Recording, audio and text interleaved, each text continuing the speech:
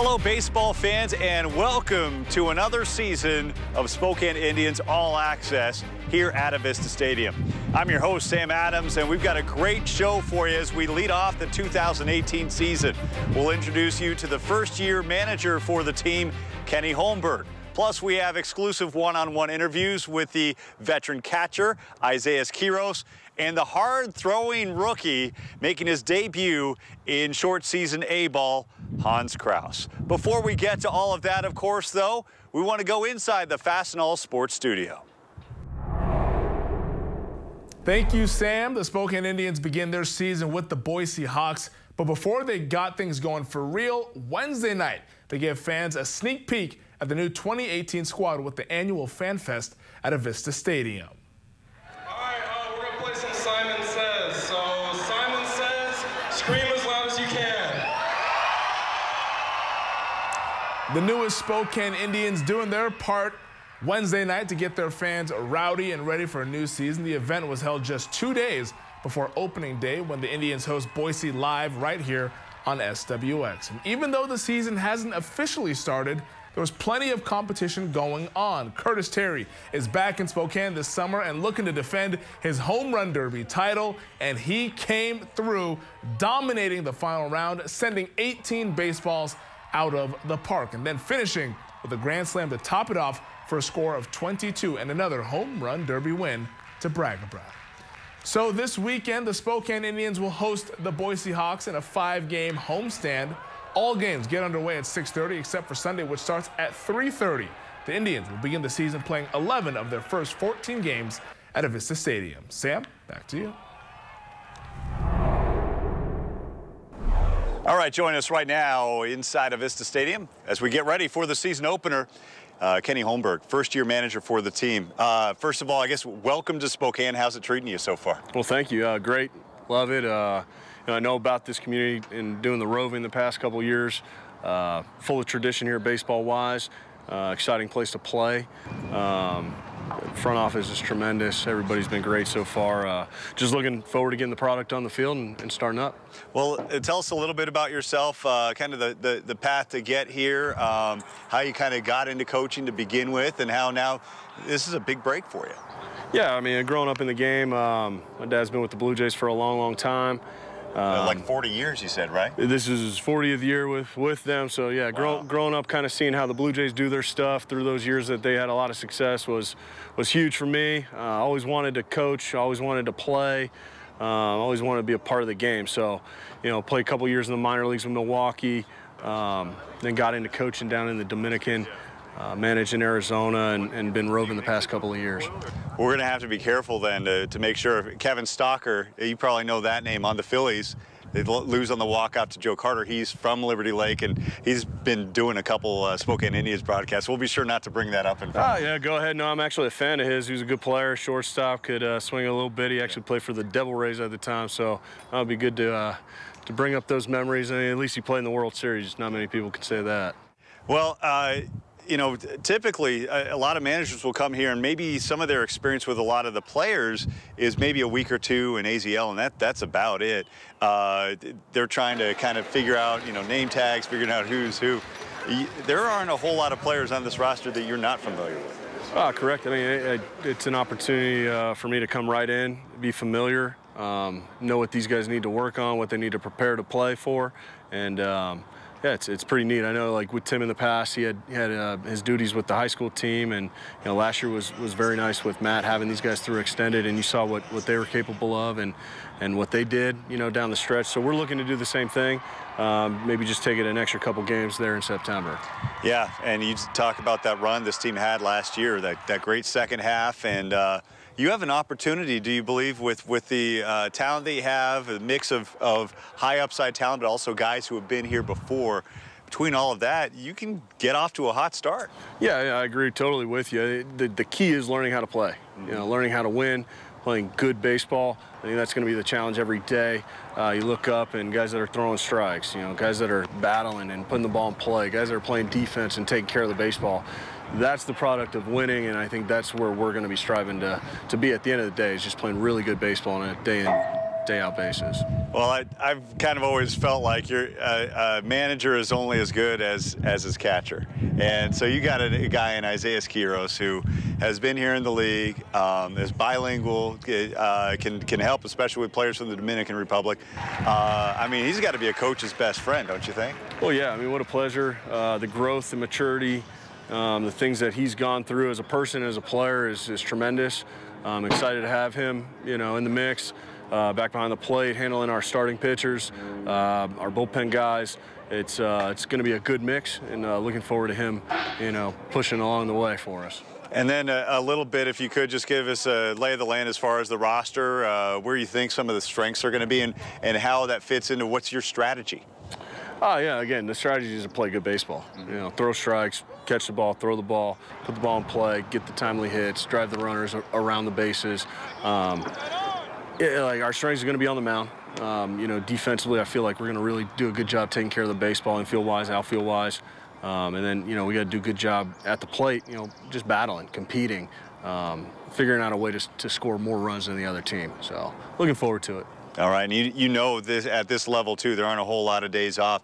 Are you preparing the players at all as far as the grind that is short season A-ball? Yeah, I think maybe at this level the manager gets a little too much credit. The game here at this level provides a lot of learning and developing. So yeah, we look forward to that. The challenge of playing every day, not having off days. Like the game provides a lot at this level versus the other lower levels, the Gulf Coast League, Arizona, et cetera. So looking forward to getting out, playing this season, playing this schedule, competing against the game, and doing some good things. We can't wait for opening day. Kenny, thank you so much. Appreciate your time and good luck this season. You're welcome. Thank you. All right. Coming up next, Isaiah Skiros from New Jersey to Australia and back to Spokane for a second go-around with the Indians. The catcher's long journey that takes him back to the Northwest League. His interview coming up next.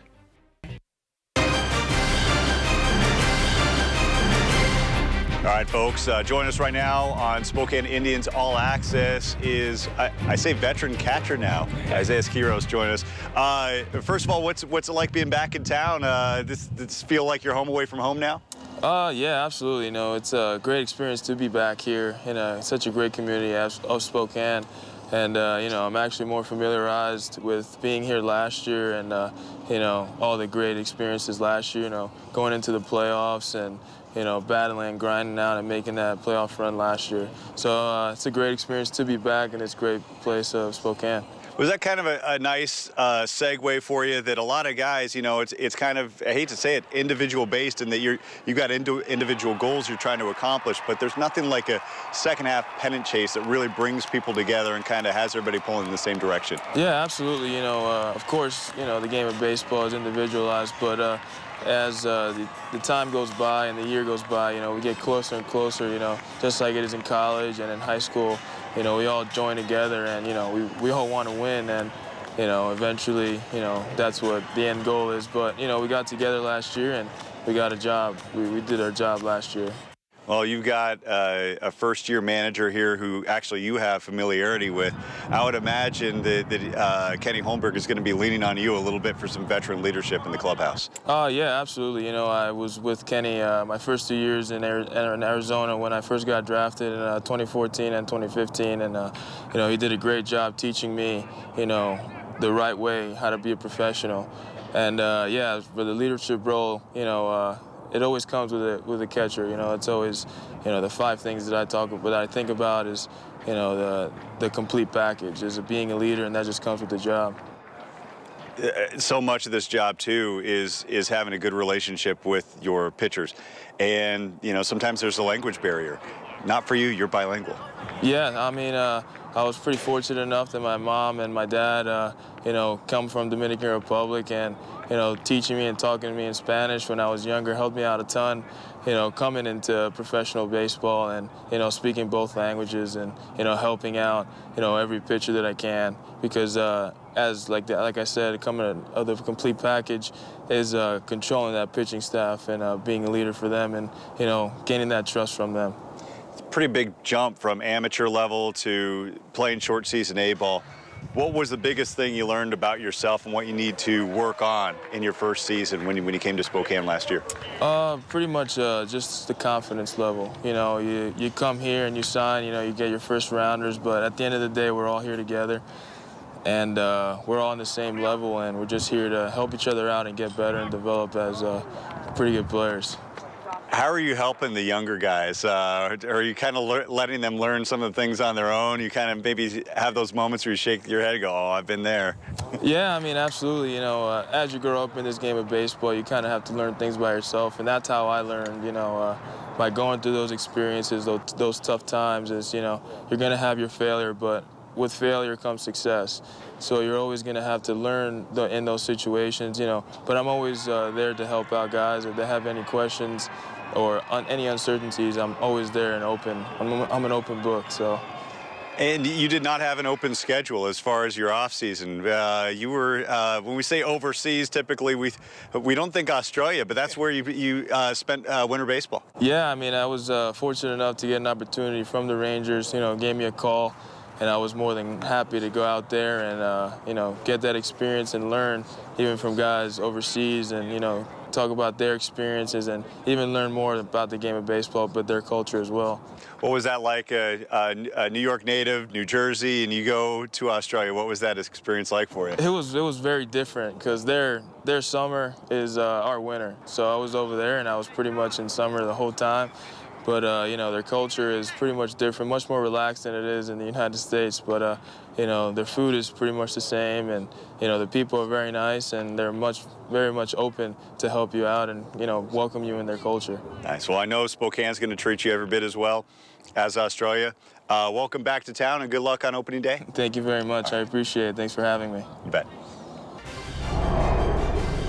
Straight ahead, the Spokane Indians loading up for another run to the postseason. We look back at the 2017 season to set the stage for opening day 2018. Well, there's no question the future looks bright in the Texas Rangers farm system. Many of Major League Baseball's top prospects playing within this farm system. You'll be able to see some of those players this summer here in the Northwest League.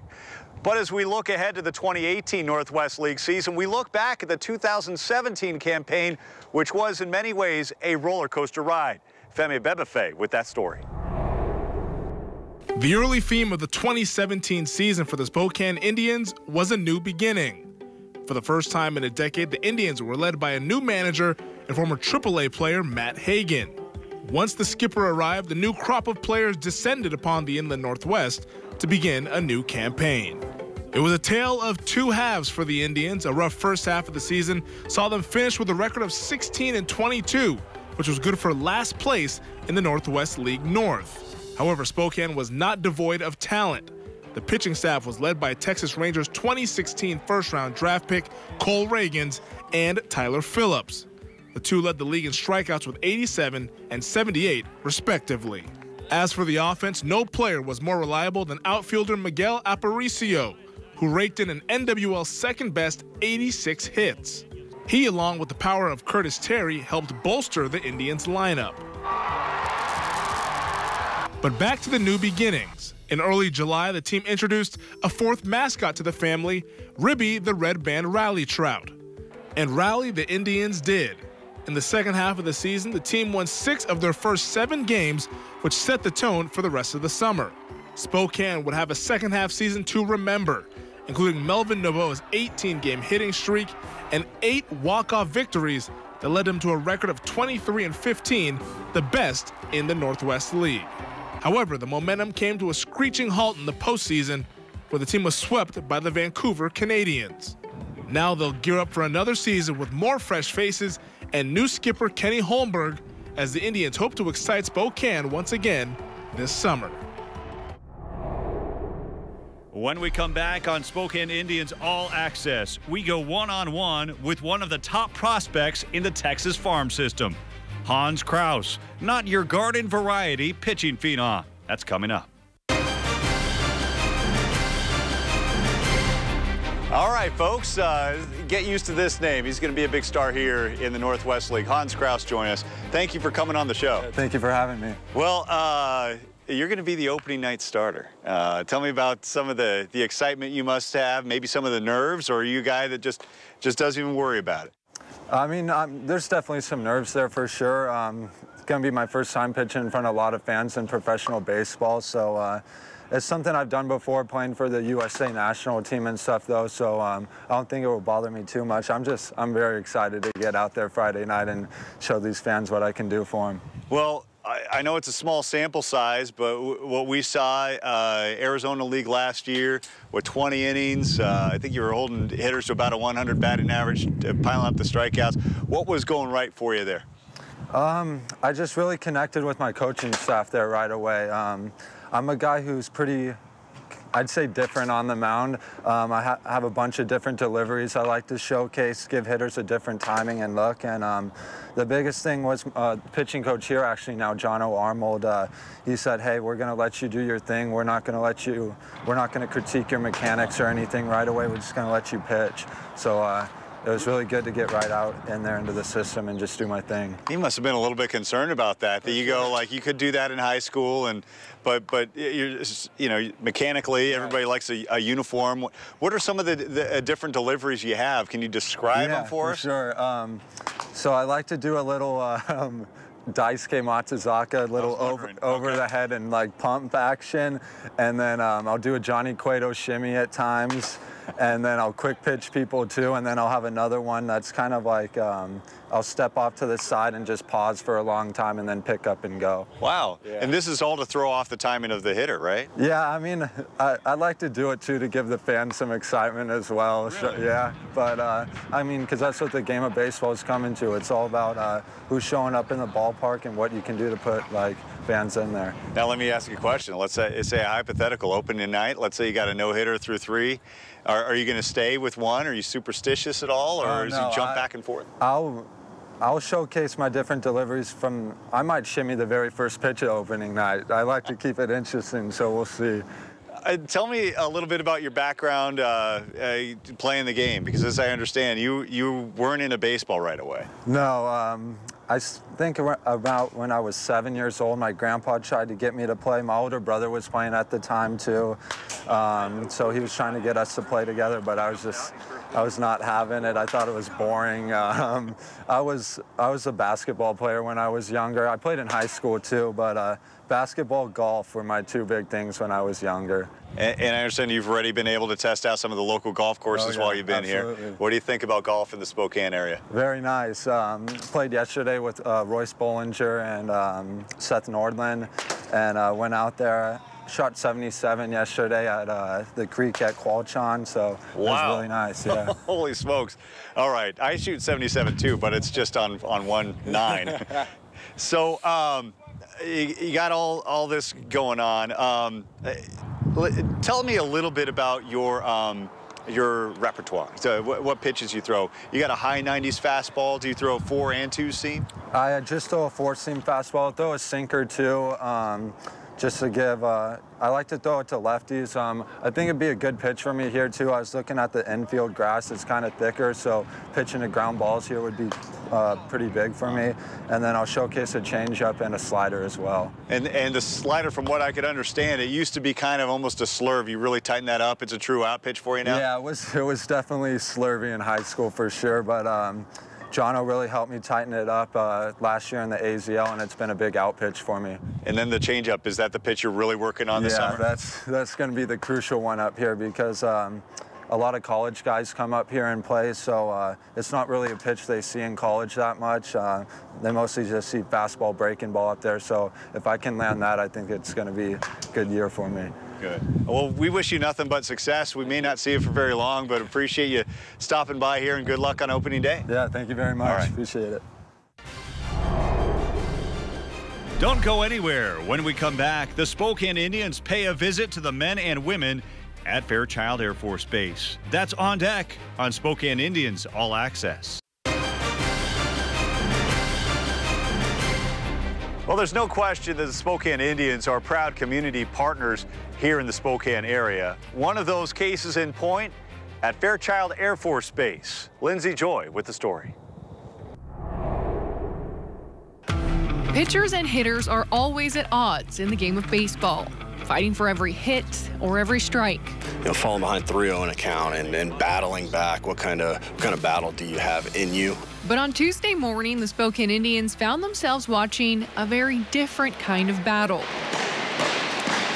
The Indians spent the day at Fairchild Air Force Base, and the first stop on the tour, a little combat training. I thought that was pretty awesome, just seeing like guys just taking hits and trying to escape, but it was a battle, and you know, just like in the baseball field, it's a battle, and then it was pretty cool to see them hit each other and try to run away.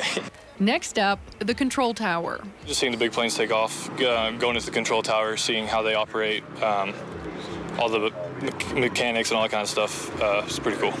For pitcher Blake Bass, this day held a special meaning. My grandpa was in the Air Force. He served back, I want to say in the 40s, back in the World War II. It makes me want to learn more about it, see what all goes on and how it all operates. Bass's family history gave him a different perspective.